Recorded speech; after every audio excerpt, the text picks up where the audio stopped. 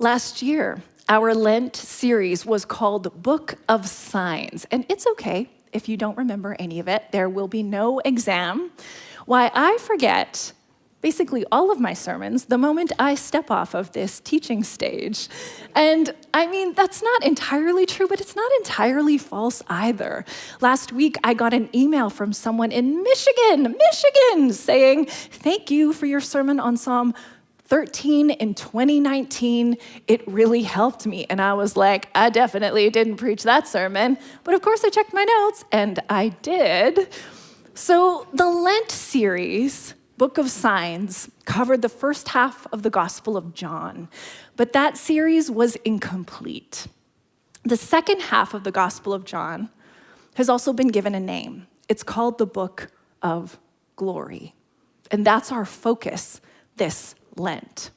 Stories about Jesus from the second half of John's gospel will carry us to Easter. And this is timely because John gives so much space to the final moments of Jesus' life. It's like John is saying the whole story is important, of course, but I am going to stretch out this last part of Jesus' life so you really take it in. John chapters 13 to 19 make up almost half of the book, and they focus on the last 24 hours of Jesus' life. This is more narrative space for the final moments of Jesus' life than any of the synoptic gospels, Matthew, Mark, and Luke combined.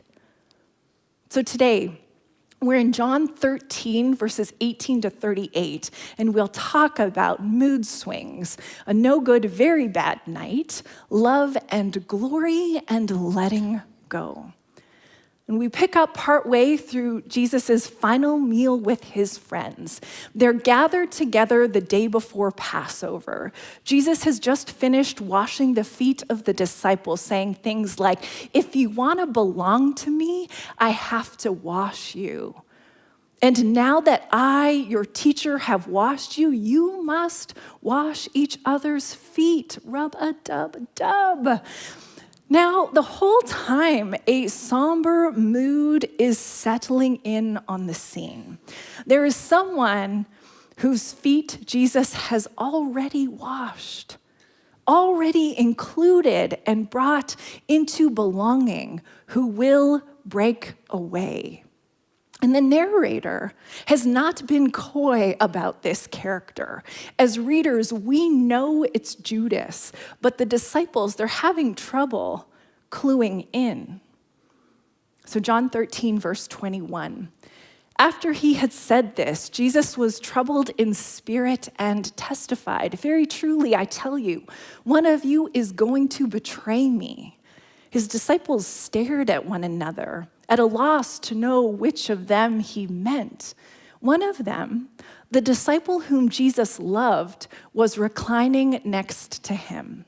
Simon Peter motioned to this disciple and said, "Ask him which one he means." Leaning back against Jesus,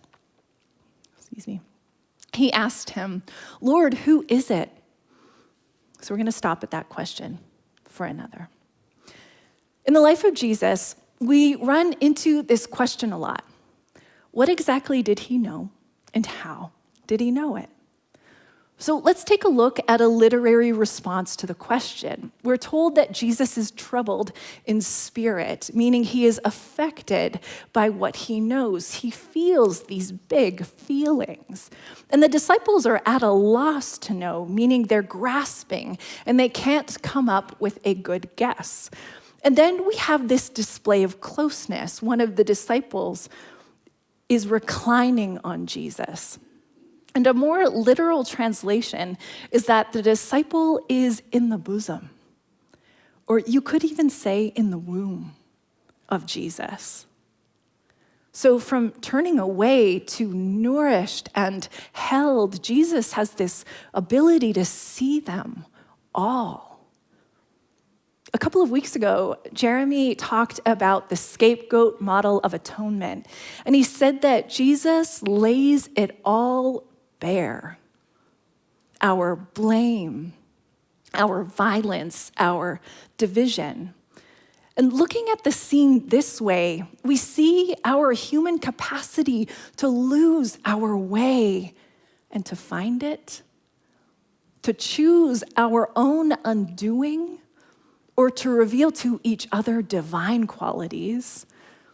We see our ability to reject the love that will save us, or to stay as close as humanly possible to love's true source. Jesus isn't naive to any of that. He knows humanity, and he lays it all bare. And the mood gets dimmer. With something of a pantomime, Jesus answers the question about who will turn away.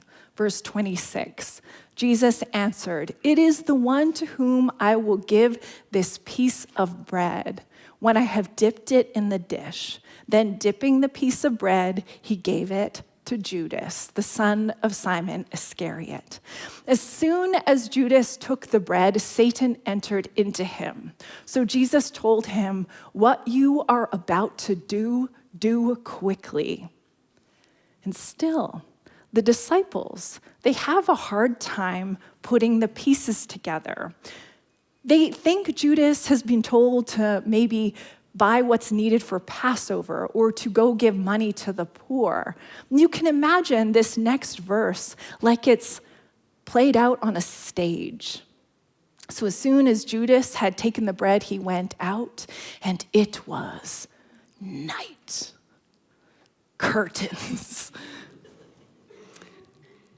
I don't know how much this kind of thing happens to you, but sometimes I'm going about my life reading like 12 books at once, and then another story I'm reading has this way of ramming right into the biblical story and sparks these new connections. When I travel, I read books that connect me to the place I'm traveling. And my book choice for our time away in the UK was Maggie O'Farrell's novel Hamnet. It had been on my to-read list for a while. Also, Scott's a fan, so how could I go wrong? And Hamnet is about Shakespeare and his family, revolving around the loss of his son, Hamnet. It's an exquisite novel, but that's not actually the story I'm getting to. Maybe because I was in this imagined world of Shakespeare, but as Jonathan and I were nearing the end of a very long travel day that took us from Edinburgh to Glasgow by train, an Uber ride to our car rental, a long drive on the opposite side of the road, driving manual, I might add, to a ferry, and a ferry ride that was actually 3 hours later than we had thought. Maybe it's because of all of that we decided to use our extra time together to read Macbeth, as you do in Scotland.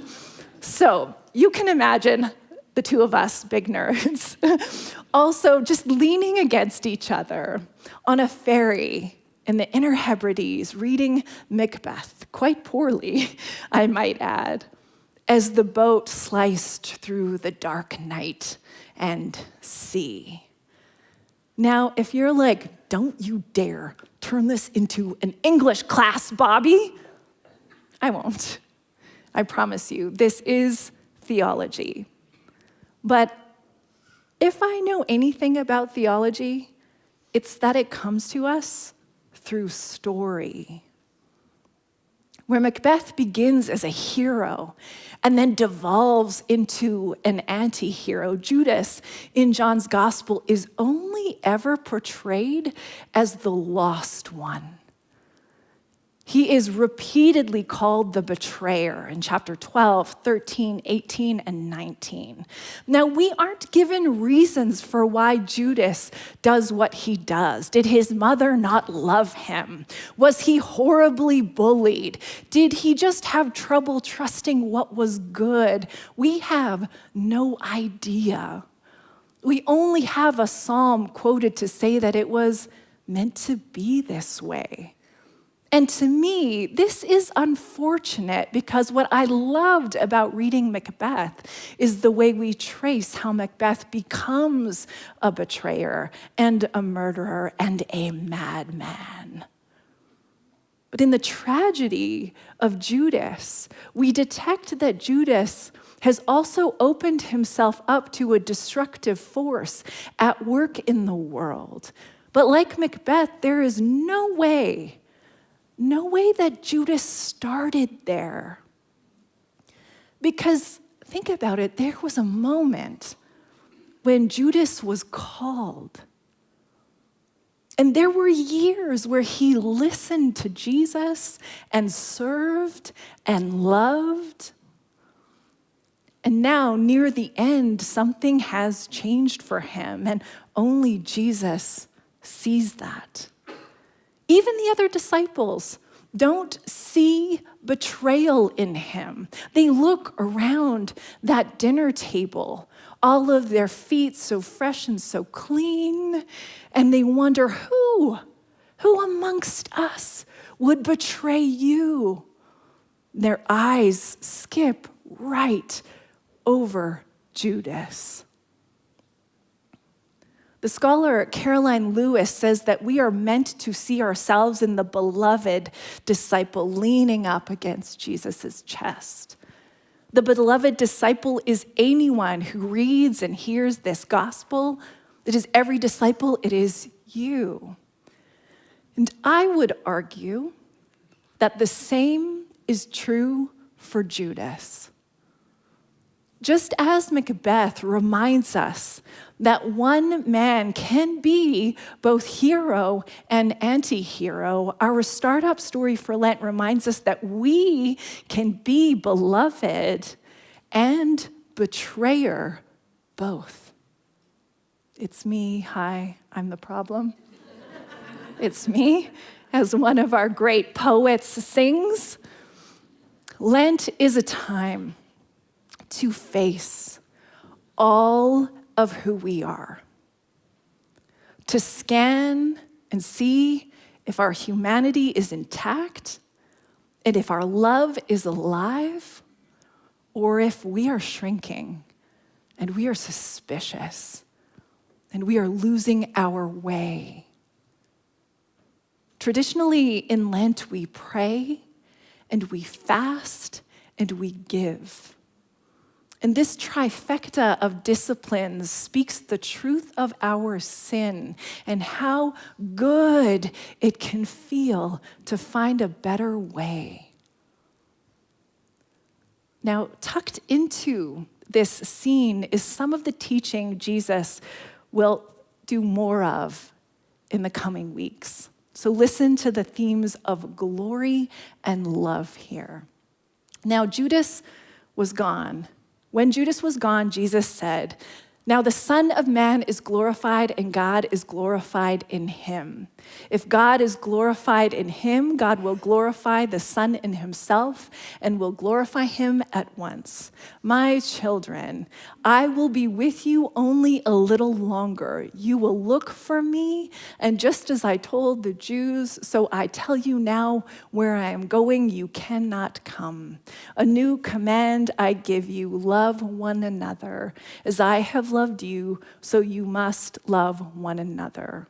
By this, everyone will know that you are my disciples if you love one another." Like I said, there are two big themes in this teaching, love and glory. But first, glory. It's not a stretch to say that glory is dizzying. Also, the word is a little old-timey, isn't it? Like, what comes to your mind when you hear that word, glory? Besides maybe a word you would sing at church, is it part of how you imagine God? Maybe, but maybe not. Well, glory comes from the Hebrew word kavod, and kavod literally means mass or weight. And theologically, it's understood to mean respect and honor. And the writers in the New Testament translate that word to doxa in Greek. In the New Testament hymns, doxa communicates God's brilliance and presence. And in the history of interpretation, glory has this long and winding road. From the time of the Church Fathers to Vatican I, the question was asked over and over and over again, what does it mean that creation glorifies God? Does it simply mean that to exist is to give God glory? Do you have to have consciousness to bring God glory? And later, the conversation would revolve around just how narcissistic is this God? Does God need hype women and men? Or does God create out of goodness and glory is the overflow? All of these inquiries are meant to lead us to this confession. The entire life of Christ is an event of divine glory. Or, as one writer puts it, the New Testament identifies the glory of God with the glory of Christ. But still, you have to wonder, what does glory mean to you? One on-ramp that I love comes from Hans Urs von Balthasar, who says that we get at God's glory through goodness, truth, and beauty. I love that. So let's steer this glory train back to Judas and betrayal, remembering that there is a second big theme to this teaching in John 13, and that is love. Do you believe that Jesus really loved Judas? Of course you do.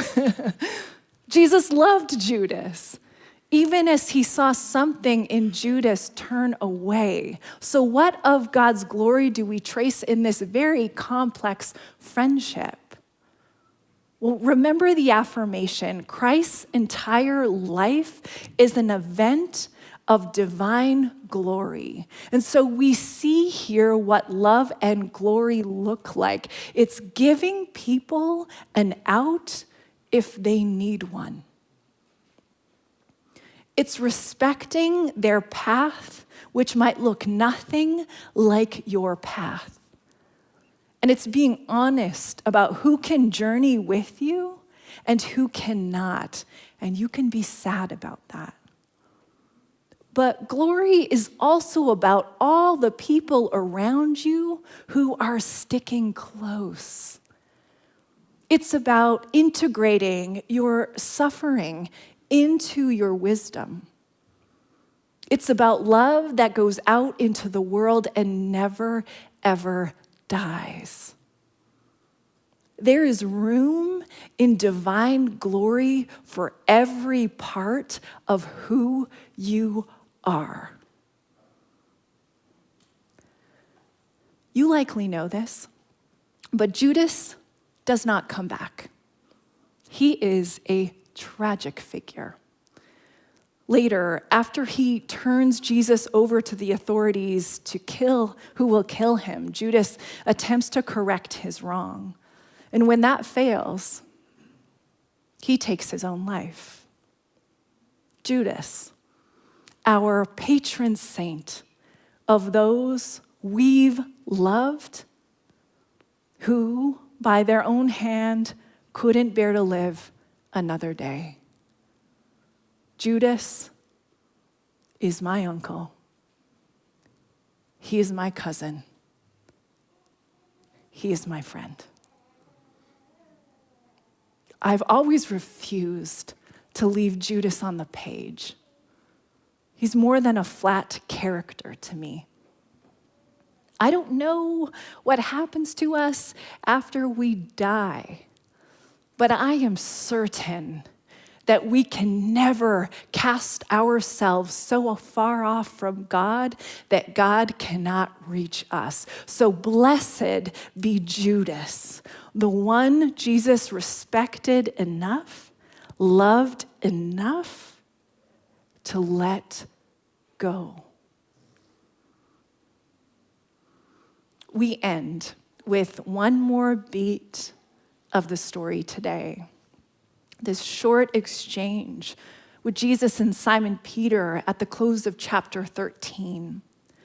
Peter asks, "My Lord, where are you going? Wherever it is, I want to go there too." And Jesus says, "Where I am going, you cannot follow, not yet." Peter says, "Why? I'll lay down my life for you." And Jesus calls him out, knowing him so well. "No, Peter, you aren't always as sturdy as you think. You will deny me 3 times before the break of dawn." I wonder if Jesus' path is so intertwined with Judas and Peter's that he could only arrive at the cross, only let go of his life after practicing letting go. Lent is a season of 40 days where we practice this trust. And maybe you're well on your way with your Lenten practices. Awesome, high five to you. But if you aren't, let me offer you a few simple ideas to inspire you. Get into the habit of good old-fashioned spring cleaning. Go through your closets in the weeks to come. Clean out that junk drawer. Dust off the top of your cupboards if you dare. Let some stuff go. What we do with our bodies has a way of inspiring our souls. There is prayer in our puttering. And go ahead and practice fasting. It is not too late to give something up. Pick your poison: booze, social media, spending, junk food, negative self-talk. Going with less will create more space and more quiet and goodness. Finally, give. Give money to a cause you believe in. Give your undivided attention. Give a handwritten card to someone who's been on your mind. Give yourself a moment to just stare out a window. Give a second chance.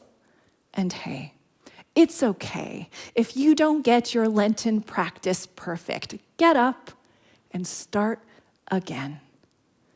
As you pray, as you fast, as you give, as you practice letting go, feel yourself get lighter. And into those empty spaces will flow the never-ending glory of God.